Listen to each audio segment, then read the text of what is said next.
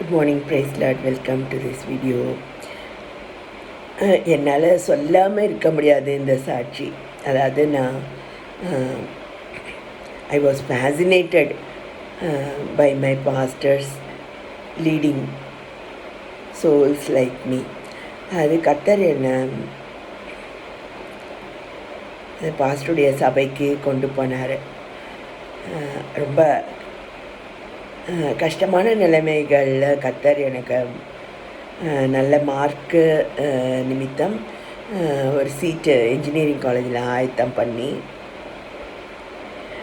அது லேடிஸ் நிறைய படிக்கக்கூடிய எலக்ட்ரானிக்ஸ் பிரான்ச்சில் நான் செய்கிறதுக்கு கர்த்தர் எனக்கு உதவி செய்து, இந்த சபையிலையும் நான் வேதாந்தத்தை கற்றுக்கொள்ளணும் அப்படின்ட்டு நான் பிரியப்பட்டேன்.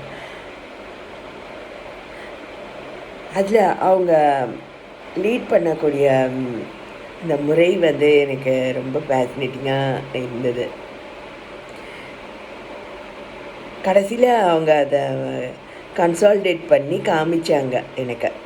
அதாவது அவங்க வீட்டில் பிங்கி அப்படின்ட்டு ஒரு பொமரேனியன் டாக் அவங்க வளர்த்து வந்தாங்க. அது அது அந்த வீட்டுக்குள்ளே வரும்போது ரொம்ப ரொம்ப ஒல்லியாகவும் அது சிக்காவும் அது அங்கே இருந்தது. அது வரும்போது அப்பயும் நான் அங்கே அதை பார்த்துருக்கேன். அதுக்கப்புறம் அதை அவங்க தொடர்ந்து சாப்பாடு கொடுத்து வளர்த்து வந்தாங்க. மருந்துகள் கூட கொடுத்தாங்க. அது அங்கே இங்கேயும் ஓடிட்டு இருக்கோம். அசுத்தம் பண்ணோம், அங்கே இங்கே பண்ணோம், அதெல்லாம் க்ளீன் பண்ணுவாங்க. அப்படி அதை தொடர்ந்து அவங்க ஃபீட் பண்ணி வளர்க்க கடைசியில் அதனுடைய வளராத முடி அதெல்லாம் நல்லா புசு புசுன்னு வளர்ந்து அது அந்த நாயும் கொழு கொழுன்னு ஆகி நல்ல நல்ல நிலைமைக்கு அது வந்துடுச்சு.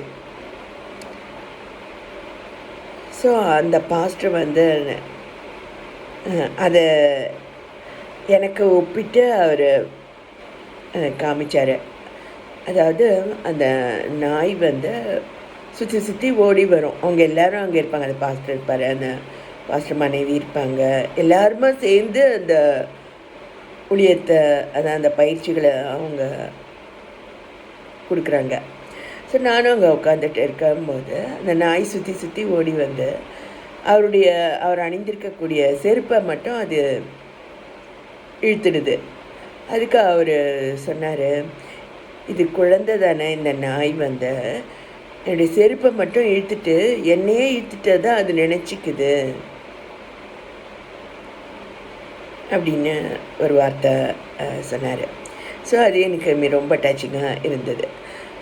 ஆவிக்குரிய ஜீவியத்துலேயும் நம்ம ஏதோ ரட்சிக்கப்பட்டுட்டோம் அல்லது ஞானஸ்நானம் எடுத்துட்டோம், அபிஷேகம் பண்ணப்பட்டுட்டோம், ஒரு சபையில் கூட இருக்கோம் அப்படின்னா அதுக்கப்புறம் வளர்ச்சி அதோட முடிஞ்சிடுச்சின்னு நம்ம நினைக்கிறோம். இதுதான் அந்த குழந்தைக்குரிய அந்த செருப்பு மட்டும் இழுத்துட்டு அவரையே இழுத்துட்டதா அது நினச்சிக்கக்கூடிய அது அனுபவம். ஸோ இனிஷியலாகவே அது சோர்ந்த நிலையில் அது காணப்பட்டது. அந்த பாஸ்டர் மனைவி தான் அதுக்கு ஆகாரம் கொடுத்து மருந்துகளை கொடுத்து அதை வளர்த்துருக்காங்க. அதுக்கப்புறமும் அது வளர வேண்டி அல்லது கிரியை செய்ய வேண்டி கர்த்தர் எதுக்காக அந்த இடத்துக்கு அதை கொண்டு வந்தார் அப்படிங்க அது பல இடங்களில் அது சொல்ல வேண்டி இருக்குது அப்படிங்கிறத எனக்கு அந்த நிகழ்ச்சி உணர்த்தினது. ஸோ நான் தான் அந்த நாய் போல் அங்கே காணப்பட்டேன். இப்போ நான் அப்படி நினைக்கிறதுல நான் வளரணும் அப்படின்னு சொல்லிட்டு என்னுடைய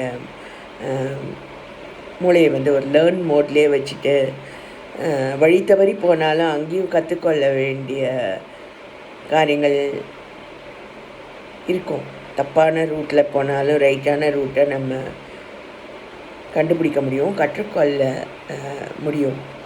இல்லை என்னால் முடியாது, என்கிட்ட பணம் இல்லை, என்கிட்ட கற்றுக்கொள்ள வசதி இல்லை, நான் வில்லேஜர், எனக்கு இங்கிலீஷ் வராது, அது இதுன்னு சொல்லிவிட்டு நம்மளை நாமளே முடக்கி வச்சிருக்கிறது தான் நம்முடைய வளர்ச்சி குன்றி போகிறதுக்கு ஏதுவாக இருக்குது.